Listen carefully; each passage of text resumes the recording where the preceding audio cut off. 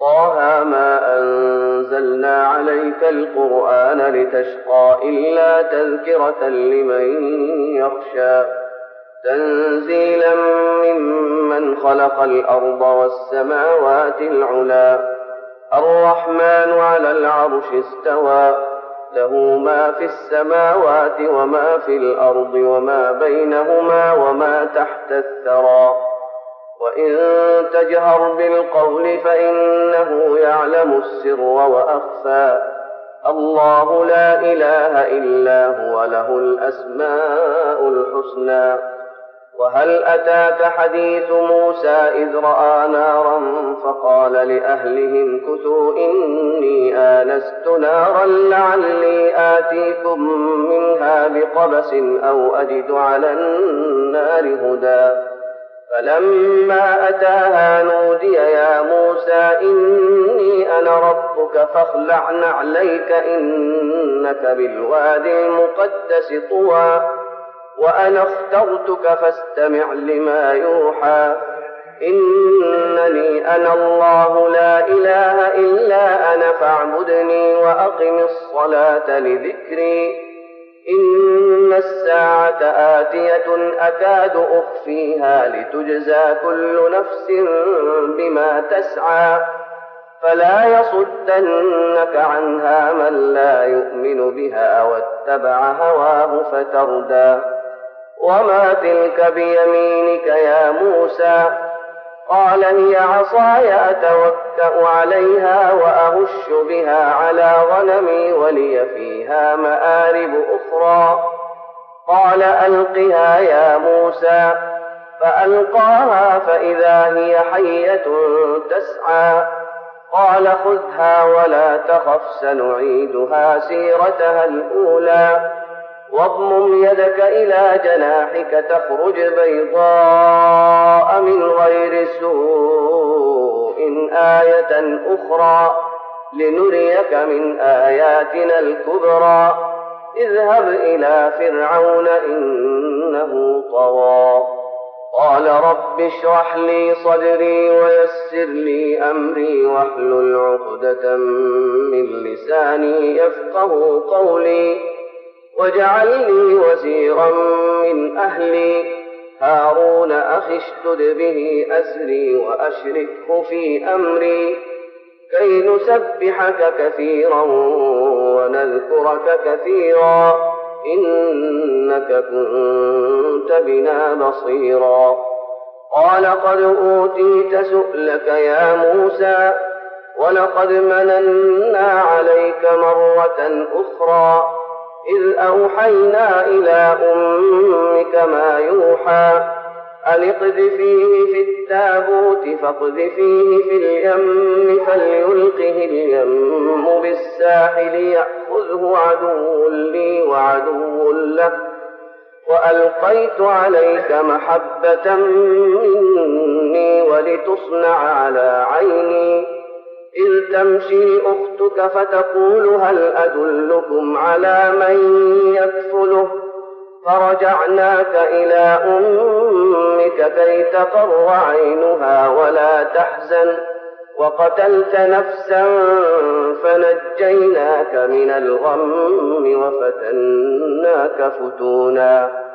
فلبثت سنين في أهل مدين ثم جئت على قدر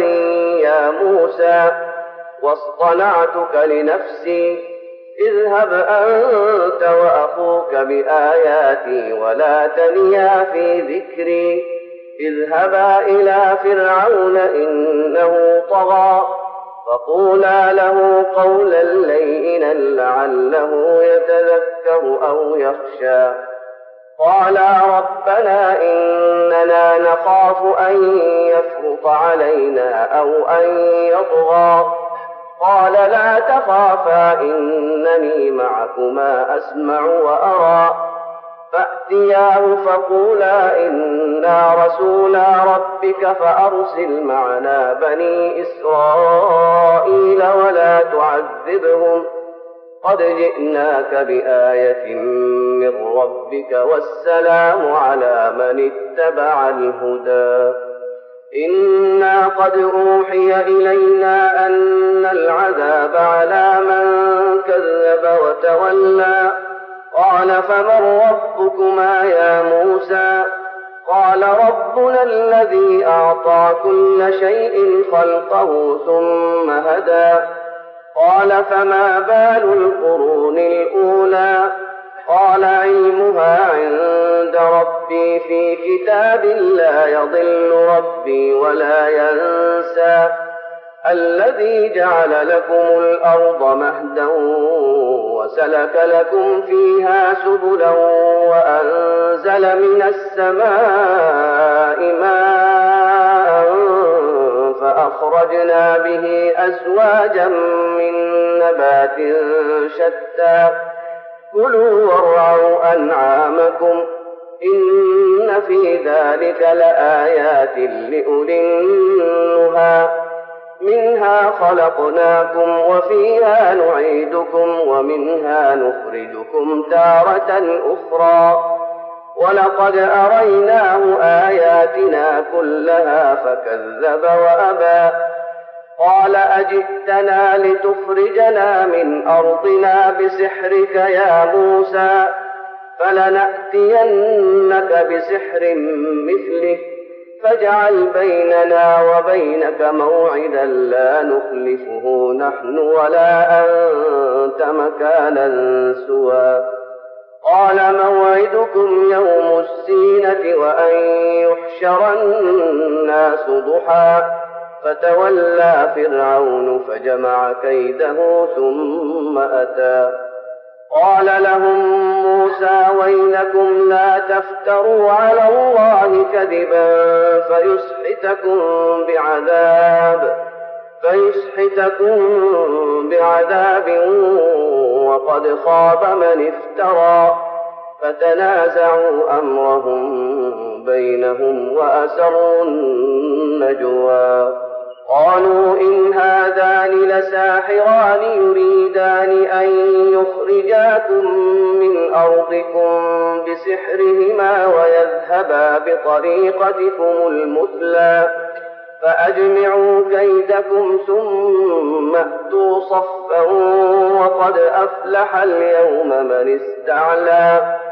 قالوا يا موسى إما أن تلقي وإما أن نكون أول من ألقى قال بل ألقوا فإذا حبالهم وعصيهم يخيل إليه من سحرهم أنها تسعى فأوجس في نفسه خيفة موسى قلنا لا تخف إنك أنت الأعلى وألق ما في يمينك تلقف ما صنعوا إنما صنعوا كيد ساحر ولا يفلح الساحر حيث أتى فألقي السحرة سجدا قالوا آمنا برب هارون وموسى قال آمنتم له قبل أن آذن لكم إنه لكبيركم الذي علمكم السحر فلأقطعن أيديكم وأرجلكم من خلاف ولأصلبنكم في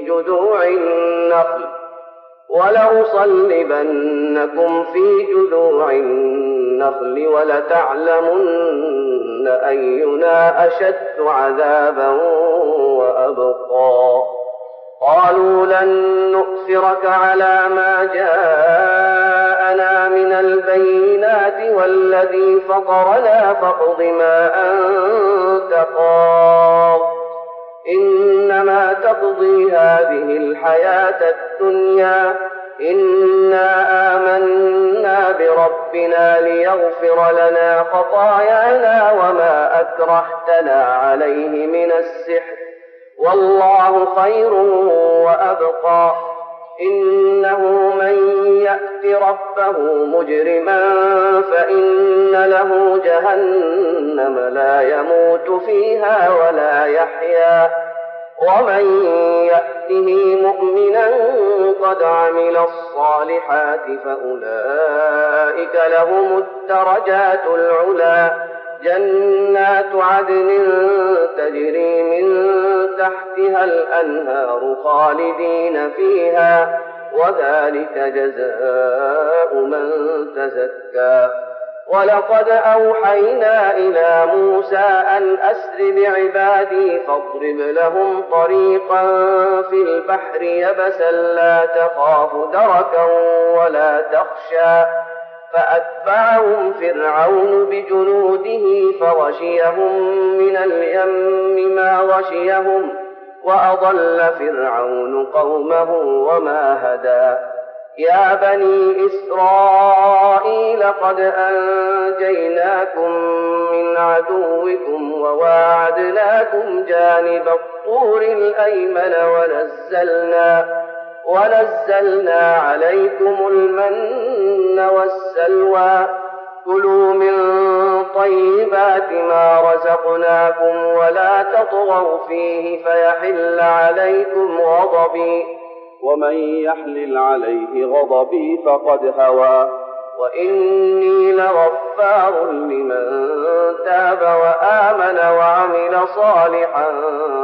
ثم اهتدى وما أعجلك عن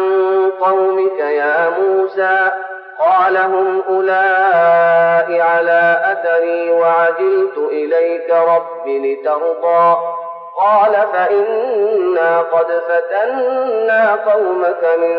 بعدك وأضلهم السامري فرجع موسى إلى قومه غضبان أسفا قال يا قوم ألم يعدكم ربكم وعدا حسنا أفطال عليكم العهد أم أردتم أن يحل عليكم غضب من ربكم فأخلفتم موعدي قالوا ما أخلفنا موعدك بملكنا ولكننا حملنا أوزارا من زينة القوم فقذفناها فكذلك ألقى السامري فأخرج لهم عجلا جسدا له خوار فقالوا هذا إلهكم وإله موسى فنسي أفلا يرون ألا يرجع إليهم قولا ولا يملك لهم ضرا ولا نفعا ولقد قال لهم هارون من قبل يا قوم إنما فتنتم به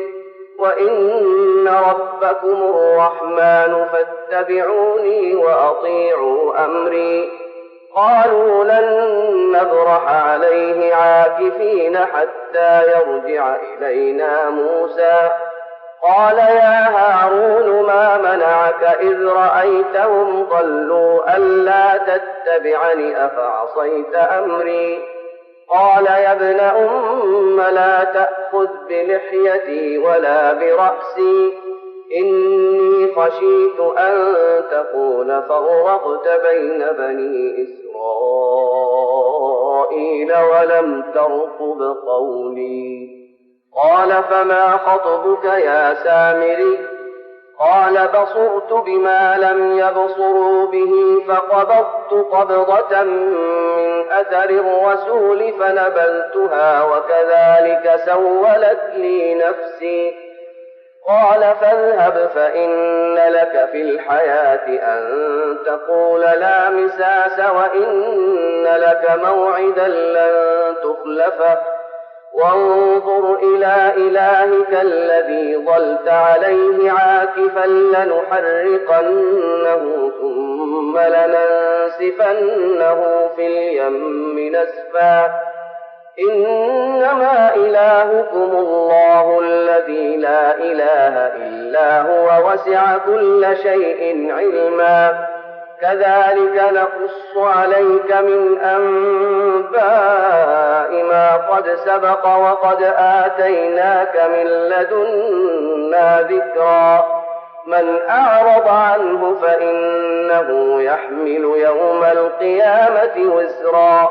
خالدين فيه وساء لهم يوم القيامة حملا يوم ينفخ في الصور ونحشر المجرمين يومئذ زرقا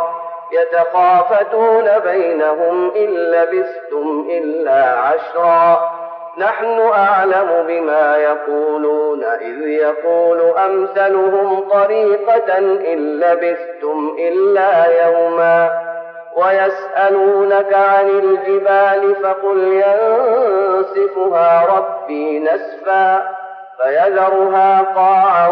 صفصفا لا ترى فيها عوجا ولا أمتا يومئذ يتبعون الداعي لا عوج له وخشعت الأصوات للرحمن فلا تسمع إلا همسا يومئذ لا تنفع الشفاعة إلا من أذن له الرحمن ورضي له قولا يعلم ما بين أيديهم وما خلفهم ولا يحيطون به علما وعنت الوجوه للحي القيوم وقد خاب من حمل ظلما ومن يعمل من الصالحات وهو مؤمن فلا يخاف ظلما ولا هضما وكذلك أنزلناه قرآنا عربيا وصرفنا فيه من الوعيد لعلهم يتقون أو يحدث لهم ذكرا فتعالى الله الملك الحق ولا تعجل بالقرآن من قبل أن يقضى إليك وحيه وقل رب زدني علما ولقد عهدنا إلى آدم من قبل فنسي ولم نجد له عزما وإذ قلنا للملائكة اسجدوا لآدم فسجدوا إلا إبليس أبى فقلنا يا آدم إن هذا عدو لك ولزوجك فلا يخرجنكما من الجنة فتشقى إن لك ألا تجوع فيها ولا تعرى وأنك لا تظمأ فيها ولا تضحى فوسوس إليه الشيطان قال يا آدم هل أدلك على شجرة الخلد وملك لا يبلى فأكلا منها فبدت لهما سوآتهما وطفقا يخصفان عليهما من ورق الجنة وعصى آدم ربه فغوى ثم اجتباه ربه فتاب عليه وهدى قال اهبطا منها جميعا بعضكم لبعض عدو فإما يأتينكم مني هدى فمن اتبع هداي فلا يضل ولا يشقى ومن أعرض عن ذكري فإن له معيشة ضنكا ونحشره يوم القيامة أعمى قال رب لم حشرتني أعمى وقد كنت بصيرا قال كذلك أتتك آياتنا فنسيتها وكذلك اليوم تنسى وكذلك نجزي من أسرف ولم يؤمن بآيات ربه ولعذاب الآخرة أشد وأبقى أفلم يهد لهم كم أهلكنا قبلهم من القرون يمشون في مساكنهم إن في ذلك لآيات لأولي النهى ولولا كلمة سبقت من ربك لكان لزاما وأجل مسمى فاصبر على ما يقولون وسبح بحمد ربك قبل طلوع الشمس وقبل غروبها ومن آلاء الليل فسبح وأطراف النهار لعلك ترضى ولا تمدن عينيك إلى ما متعنا به أزواجا منهم زهرة الحياة الدنيا لنفتنهم فيه ورزق ربك خير وأبقى وأمر أهلك بالصلاة واصطبر عليها لا نسألك رزقا نحن نرزقك والعاقبة للتقوى وقالوا لولا يأتينا بآية من ربه أولم تأتهم بينة ما في الصحف الأولى ولو أنا أهلكناهم بعذاب من قبله